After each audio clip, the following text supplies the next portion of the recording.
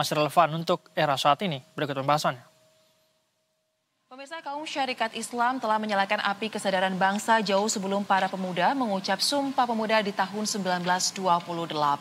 Dan kini bertepatan dengan milad ke-120 tahun syarikat Islam, kita akan kembali memperbincangkan terkait dengan gagasan kemandirian, keadilan sosial, dan persaudaraan kebangsaan yang dicanangkan oleh organisasi ini di Kota Solo tahun 1905 lampau. Dan apakah terkait dengan gagasan yang disampaikan juga oleh tokoh bangsa Hos Cokro Aminoto kala itu masih relevan dengan kondisi yang saat ini terjadi di tengah era yang sangat digital dan juga modern. Oleh karena itu kita akan langsung membahasnya dan sudah bergabung bersama saya kali ini Ketua Umum PP Perisai Syarikat Islam Mas Aditya Yusma Perdana. Assalamualaikum Mas Aditya, apa kabar? Waalaikumsalam, sehat Mbak Zoya, terima kasih. Terima kasih telah meluangkan waktu bergabung bersama kami pada hari ini ya. Mas, tadi kan di awal kita sudah sempat mention ya bahwa jauh sebelum adanya Sumpah Pemuda, Syarikat Islam telah lebih dahulu nih mengambil langkah untuk menggelorakan semangat kebangsaan. Nah, tapi mungkin ada nggak sih Mas kira-kira rekam jejak historis benang merah antara SI dan juga Sumpah Pemuda seperti apa? Baik, terima kasih Mbak Zoya. 120 tahun Syarikat Islam. Semua organisasi pergerakan harus mengakui dan saya yakin bangsa Indonesia telah mengucapkan terima kasih kepada para pendiri-pendiri Syarikat Islam seperti Haji Hos Cokro Aminoto, Haji Saman Hudi, kemudian Haji Agus Salim dan A.M. Sangaji. Itu membuktikan bahwa Syarikat Islam ini adalah organisasi pertama di Indonesia yang menggelorakan, tadi seperti kalimat Mbak Zoya, yang menggerakkan para generasi-generasi muda saat itu untuk sama-sama bagaimana meraih kemerdekaan dan lepas dari penjajahan. Oleh karena itu, Sumpah Pemuda yang lahir pada 1928 pasti ada semangat Syarikat Islam di situ. Salah satunya adalah yang sama-sama kita ketahui, Jong Islamic Bond JIB yang didirikan oleh Kiai Haji Agus Salim, di mana Kiai Haji Agus Salim juga salah satu pendiri Syarikat Islam. Dalam SI kami memiliki 3 trilogi, seperti triloginya Sumpah Pemuda ya. Trilogi Syarikat Islam itu kami ada sebersih-bersih tauhid, setinggi-tinggi ilmu, dan siasa.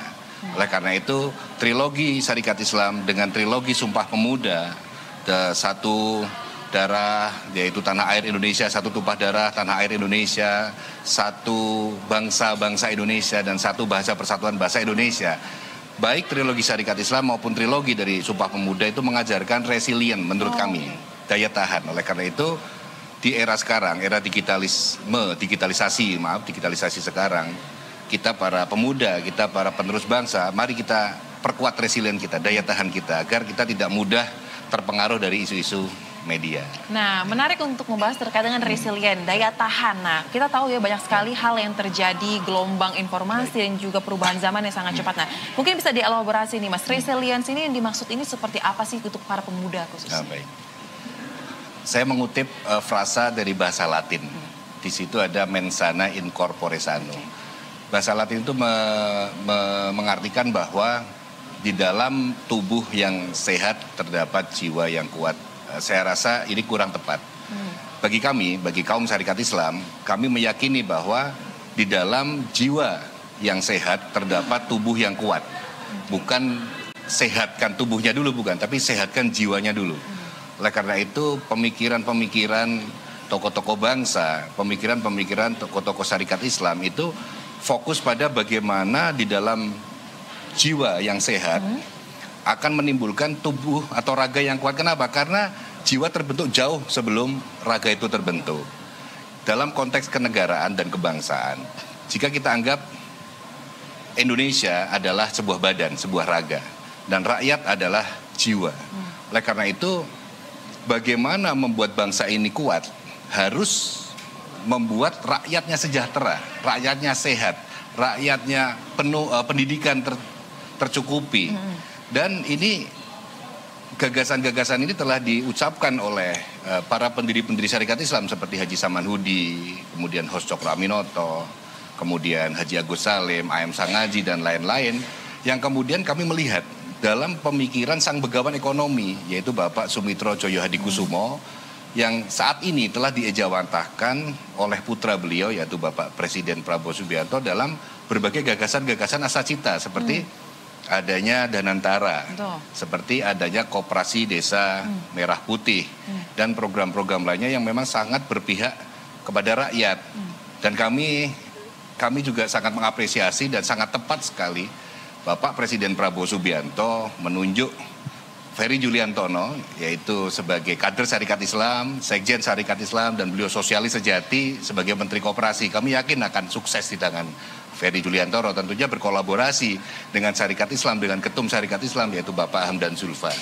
Mungkin seperti itu Mbak Zoya. Baik, berarti memang ide-idenya, gagasannya kalau kita lihat di era pemerintahan Presiden Prabowo sekarang ini juga diimplementasikan ya melalui program-program yang tadi Anda sampaikan tersebut. Nah, menarik untuk membahas terkait dengan ternyata ada sosok yang juga merupakan kaum syarikat Islam hadir sebagai Menteri Koperasi ya, Ferry Juliantono, dan diharapkan juga ini gagasan ini bisa dihidupkan. Pertanyaan saya, kalau tidak salah nih Mas Adit, SI ini kan juga memiliki jaringan koperasi ya, jaringan koperasi SI yang tersebar di seluruh daerah. Nah, dengan track record ataupun pengalaman terkait dengan jaringan koperasi yang ada di SI, kemudian ada Koperasi Desa Merah Putih sekarang, seberapa signifikan ini kalau kita lihat ya, ini bisa membuat masyarakat kembali tadi seperti makin sehat, makin sejahtera.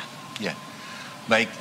Syarikat Islam adalah salah satu organisasi yang pertama kali dulu itu menggaungkan nama koperasi.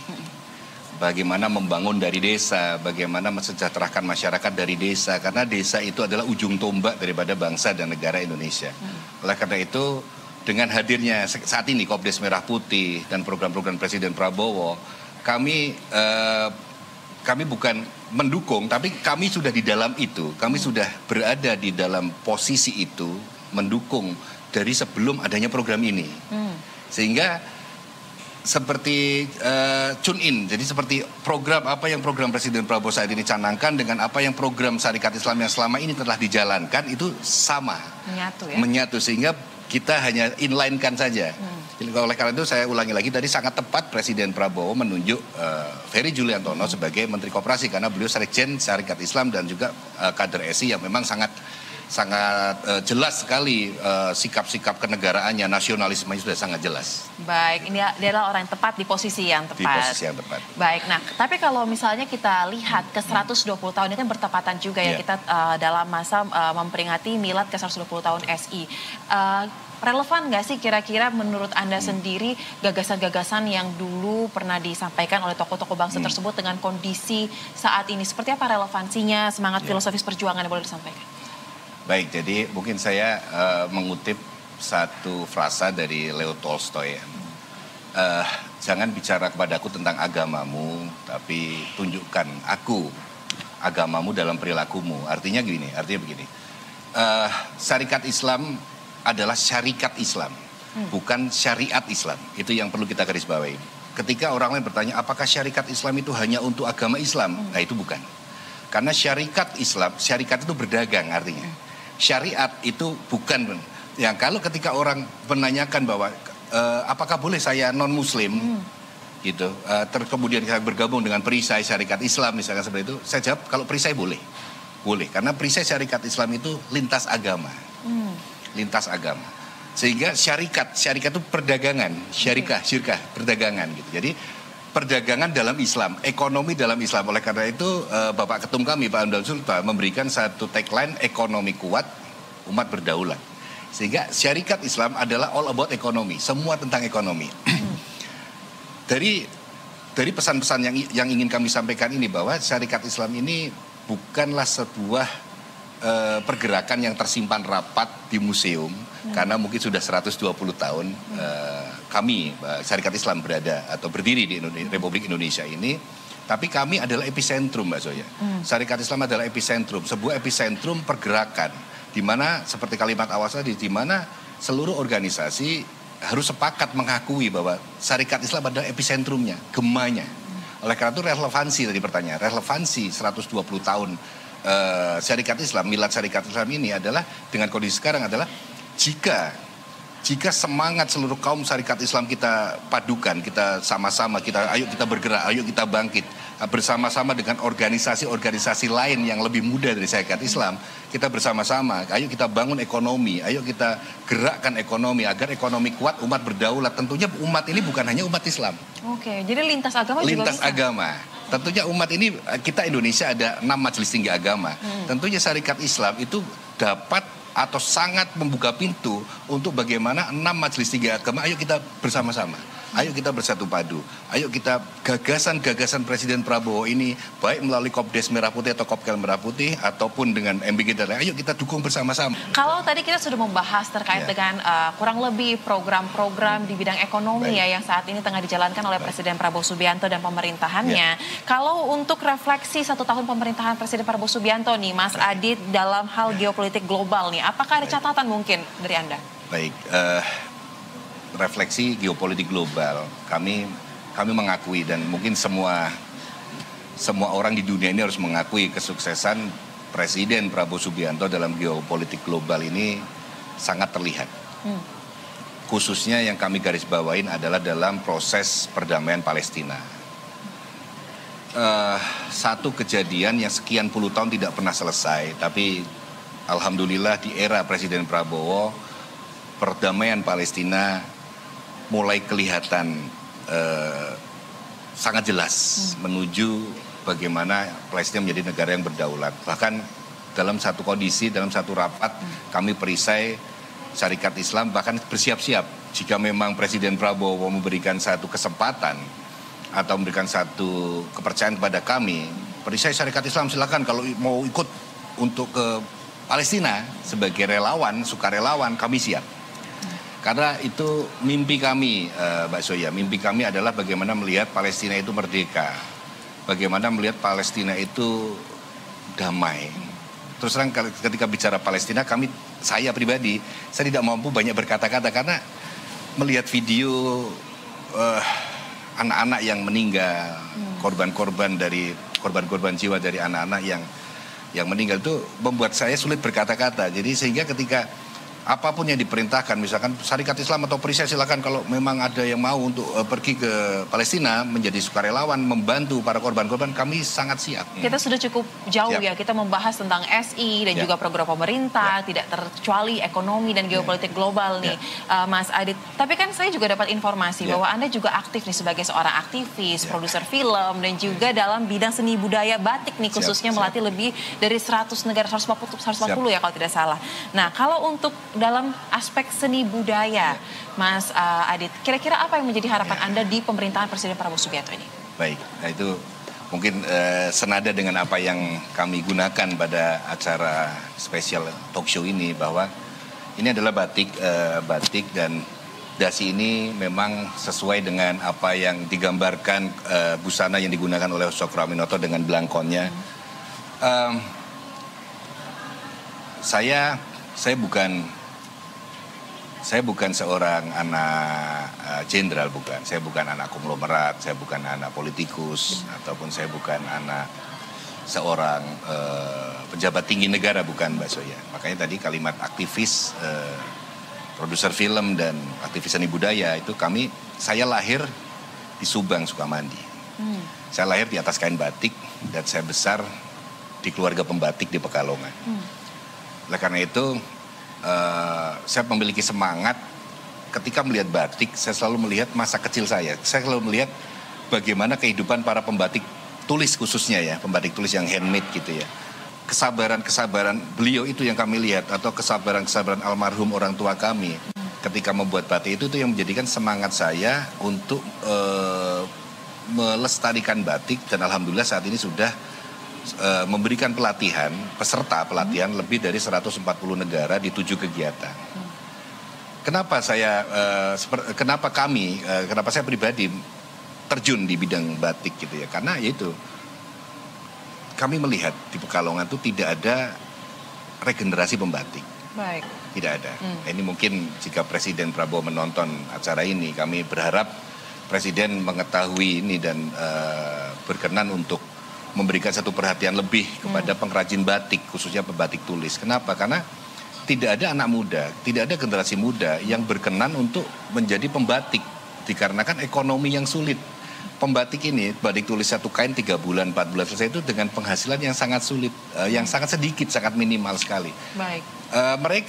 Mereka membuat batik dengan penuh ketekunan, bahkan usianya di atas 60 tahun sebagian besar Mbak Zoya. Baik. Tapi yang sukses adalah butik-butik batik, pengusaha-pengusaha batik. Itulah mereka yang mendapatkan madunya, mendapatkan rasa manis daripada batik itu. Tapi ketika kepada pengrajin batik tulis ya, mereka hanya mendapatkan Remah-remahnya saja. remah-remahnya saja, nothing, mungkin 10% lah, bahwa Bapak Presiden Republik Indonesia mudah-mudahan suatu saat berkenan berkunjung untuk melihat para pembatik kami di Kota Pekalongan, yang artinya nggak minta apa-apa Mbak Zoya, tidak meminta apapun lah. Dengan kunjungan Presiden ini melihat batik tulis gitu ya, pengrajin itu mungkin kami pengrajin batik kami itu sangat cinta kepada Presiden Prabowo. Baik. Bahkan dari tahun 2014, bukan hanya saat menjabat ini, bukan. Ya. Nah, artinya ketika Presiden hadir, itu akan menjadi satu penguat tadi. Penguat dan Presiden nanti bisa menyampaikan atau memberikan arahan kepada generasi muda, di Pekalongan khususnya, yang memang kota batik gitu, untuk menjadi regenerasi pembatik tulis. Selain dengan sejumlah kegiatan yang Anda tekuni sebagai aktivis, juga ketua umum, saya juga dapat informasi kalau misalnya Mas Adit ini aktif sebagai seorang sekjen ya di Apdetnas. Nah, program yang paling terkenal itu adalah program Jaga Desa nih Mas. Kita tahu kasus soal dana desa menjadi salah satu persoalan di desa yang paling sering muncul dan juga tidak sedikit ya terjerat hukum.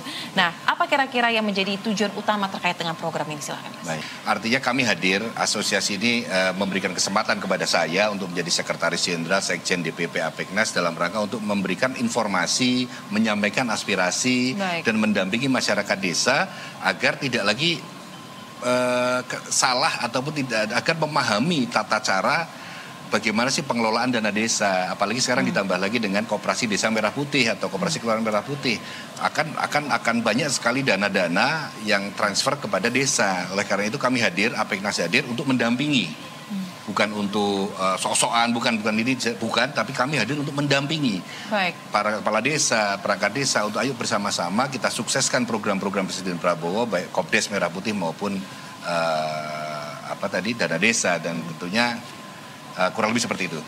Baik, program sukses dari pusat hingga ke daerah dikawal terus. Tapi ada satu informasi yang ingin saya konfirmasi.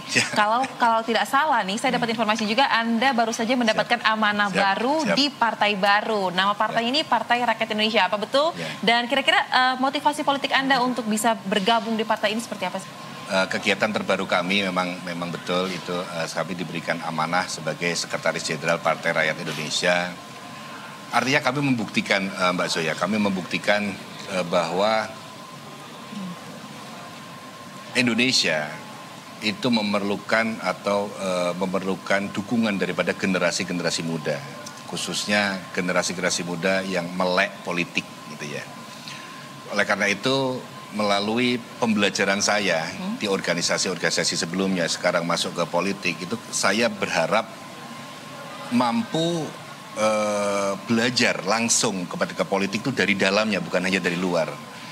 Dan saya meyakini semakin generasi muda atau milenial atau Gen Z ini melek politik, ikut serta dalam berpolitik atau kesadaran dalam berpolitik, artinya kualitas demokrasi semakin bagus, semakin besar partisipasi generasi muda, generasi milenial terhadap politik, artinya semakin tinggi kualitas demokrasi dalam negara tersebut. Dan kami ke depan mohon doa kepada seluruh masyarakat Indonesia, kepada seluruh rakyat Indonesia, bahwa Partai Rakyat Indonesia ini akan senantiasa mendukung dalam barisan Presiden Prabowo Subianto.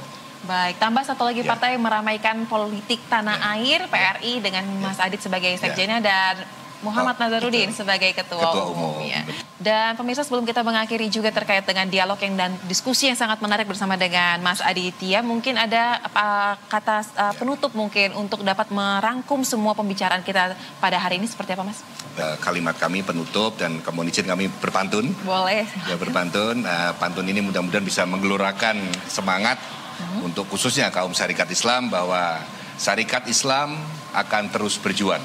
Baik. Refleksi 120 tahun pengabdian. Mari kita doakan Presiden Prabowo sehat, berumur panjang, karena Presiden akan membawa bangsa Indonesia menuju kedaulatan peradaban. Terima kasih Mbak Zoya. Baik, terima kasih Mas Aditya untuk diskusi yang sangat menarik. Semoga diskusi ini bisa menjadi inspirasi bagi semua pemirsa yang menonton. Terima kasih banyak.